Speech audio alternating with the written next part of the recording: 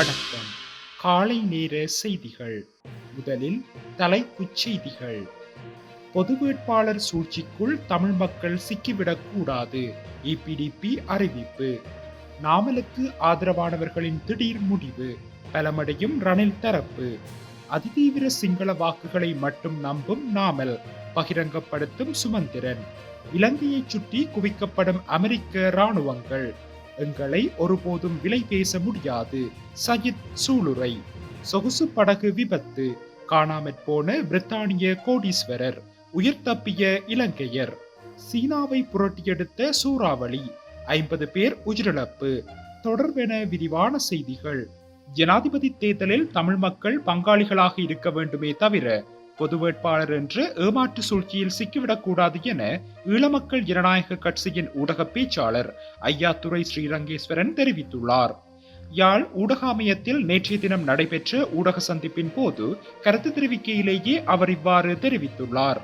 தமிழ் பொது வேட்பாளர் தமிழ் மக்கள் மத்தியில் எவ்வாறு செல்வாக்கு செலுத்தப் போகின்றது என்பது குறித்து எழுப்பப்பட்ட கேள்விக்கு அவர் பதிலளிக்கையில், பொதுக்கட்டமைப்பு என்று கூறிக்கொண்டு ஒப்பந்தம் செய்த கட்சிகளும் சிவில் அமைப்புகளும் இன்று தனித்தனியே ஜனாதிபதி வேட்பாளர் ரணில் விக்ரமசிங்க அவர்களை சந்தித்து வருகின்றனர்.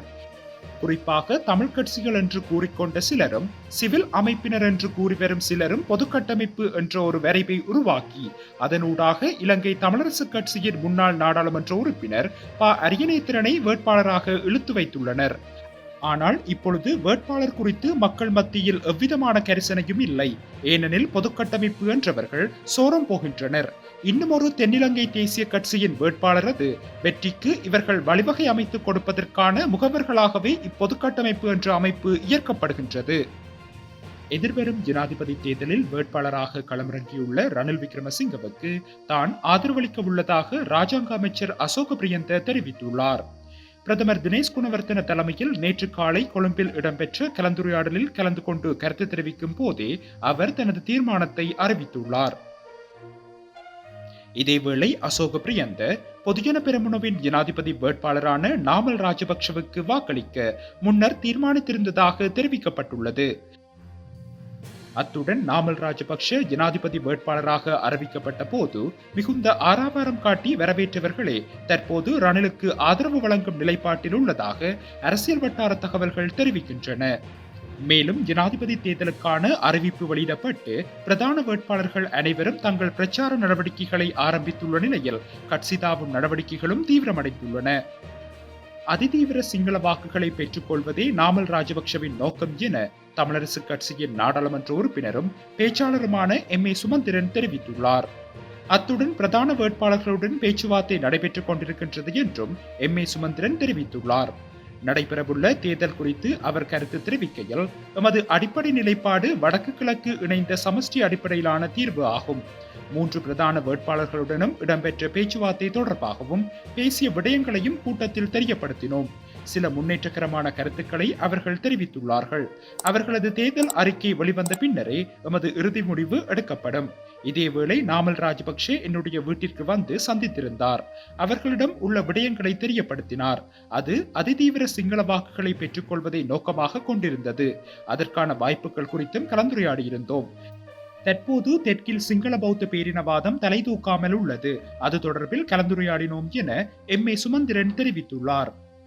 அமெரிக்காவின் பல்வேறு அரசியல் பிரமுகர்கள் இலங்கையை நோக்கி படையெடுக்கும் அதேவேளை அமெரிக்க படையினரின் பிரசன்னமும் இலங்கையை சுற்றியுள்ளது. கடந்த ஆகஸ்ட் 5ஆம் திகதி முதல் 12ஆம் திகதி வரை இலங்கை, மாலைதீவு மற்றும் அமெரிக்கா ஆகிய நாடுகள் இணைந்து 4 சுற்று படையொத்திகைகளை மேற்கொண்டிருந்தன. இதன்போது அமெரிக்காவின் இலங்கைக்கான தூதுவர் ஜூலி சாங் மற்றும் அமெரிக்காவின் மேஜர் ஜெனரல் தர அதிகாரி ஆகியோர் பிரசன்னமாகியிருந்தனர். அத்துடன் அமெரிக்காவின் நிதியுதவியில் இலங்கையில் கடற்படை கடலோர பாதுகாப்பு நிலையம் ஒன்றும் அமைக்கப்பட்டிருந்தது. இது சட்டவிரோத கடத்தல்கள் மற்றும் ஊடுருவல்களை தடுப்பதற்கான ஒரு நடவடிக்கை என கூறப்பட்டாலும் இலங்கையுடன் இணைந்து அதன் கடற்கரைகளில் கடற்படை கடலோர பாதுகாப்பு நிலையங்களை அமைப்பதே இதன் உள்நோக்கமாகும். என்னையும் எனது குழுவையும் எந்த ஒரு சந்தர்ப்பத்திலும் விலை பேச முடியாது எனவும் நாட்டு மக்களின் ஆணையுடன் தான் ஆட்சிக்கு வருவோம் எனவும் எதிர்க்கட்சி தலைவர் சஜித் பிரேமதாச தெரிவித்துள்ளார். மீரிகம நகரில் நேற்று நடைபெற்ற ஜனாதிபதி தேர்தலுக்கான ஐக்கிய மக்கள் சக்தியின் 7வது மக்கள் வெற்றி பேரணியில் கலந்து கொண்டு உரையாற்றும் போதே அவர் இவ்வாறு தெரிவித்துள்ளார். அவர் மேலும் உரையாற்றுகையில், நான் சந்தர்ப்பவாத அரசியலை பின்பற்றுவதில்லை. 2018ஆம் ஆண்டு 52 நாள் சூழ்ச்சியின் போது பிரதமர் பதவியை பொறுப்பேற்குமாறு 71 தடவை அழைப்பு விடுத்த போதும் அந்த அழைப்பை நான் நிராகரித்தேன். அந்த பிரதமர் பதவிக்கான மக்கள் வரம் எனக்கு கிடைக்கவில்லை என்பதால் சந்தர்ப்பவாத அரசியலை மேம்படுத்தி பதவிகளின் பின்னால் செல்வதற்கு எனக்கு விருப்பமில்லை. இத்தாலியின் மத்திய தரை கடல் பகுதியில் புயல் தாக்கியதை அடுத்து மூழ்கிய சொகுசு படகில் இருந்து பிரித்தானிய கோடீஸ்வரர் காணாமற் போன நிலையில் இலங்கை பணியாளர் உயிருடன் மீட்கப்பட்டுள்ளதாக தகவல்கள் தெரிவிக்கின்றன. பிரித்தானிய கோடீஸ்வரரான மைக் லிஞ்ச் என்பவர் உட்பட 6 காணாமல் போயுள்ளதாக தெரிவிக்கப்படுகின்றது. 22 பயணிகள் மற்றும் பணியாளர்களை ஏற்றிச் சென்ற பிரித்தானிய கொடியுடன் கூடிய சொகுசு படகு நேற்று முன்தினம் இத்தாலியின் சிசிலி தீவுக்கு அருகில் மூழ்கியது. போர்டிசெல்லோ துறைமுகத்தில் இருந்து அரை மைல் தொலைவில் நிறுத்தப்பட்டிருந்த இந்த கப்பல் அந்த பகுதியில் ஏற்பட்ட சூறாவளி காரணமாக மூழ்கியுள்ளதாக வெளிநாட்டு ஊடகங்கள் செய்தி வெளியிட்டுள்ளன. காணாமற் போனவர்களை கண்டுபிடிப்பதற்கான தேடுதல் பணிகள் தொடர்ந்து நடைபெறுகின்றன. சீனாவில் ஏற்பட்ட கேமி சூறாவளியினால் உயிரிழந்தவர்களின் எண்ணிக்கை 50ஆக அதிகரித்துள்ளதாக வெளிநாட்டு ஊடகங்கள் தெரிவிக்கின்றன. குறித்த கேமி சூறாவளி காரணமாக சீனாவில் ஹூனான் மாகாணத்தில் உள்ள ஜீசிங் நகரில் கனமழை பெய்து வருகின்றது.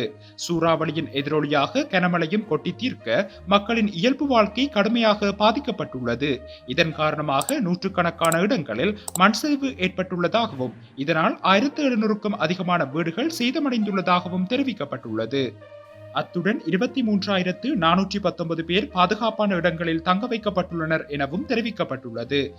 மேலும் குறித்த அனர்த்தத்தினால் சிக்கொண்டு இதுவரை 50 பேர் வரை உயிரிழந்துள்ளனர் எனவும் 15 பேர் காணாமற் போயுள்ளனர் எனவும் அதிகாரப்பூர்வமாக அறிவிக்கப்பட்டுள்ளது.